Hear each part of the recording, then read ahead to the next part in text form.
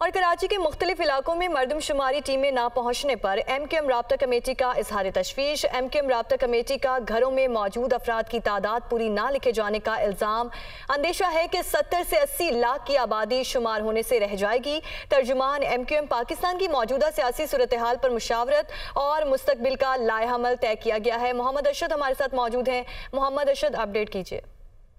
जी बिल्कुल, देखिए MQM मरकज बहादराबाद में राब्ता कमेटी का हंगामी इजलास जो था वो तलब किया गया था। इस इजलास में जो मरदमशुमारी जारी है उस पर जो है वो तफसीली गुफ्तगू हुई। इजलास में इस बात का इजहार किया गया कि मरदमशुमारी में जो जिन घरों के ऊपर जो शुमार कुनंदगान है जो पहुंच रहे हैं, तो उसमें जो तादाद है, जिस घर के अंदर अगर 8 से 9 अफराद रहते हैं तो उसको तादाद को जो है वो कम गिना जा रहा है, 4 से 5 अफराद को जो है वो गिना जा रहा है। इसके साथ साथ जो कसीरुल मंजिला इमारतें हैं वहां पर भी जो है शुमार कुनंदगान जो है वो नहीं पहुंच पा रहे हैं, जिस पर MQM के राब्ता कमेटी ने जो है इजहार तशवीश किया।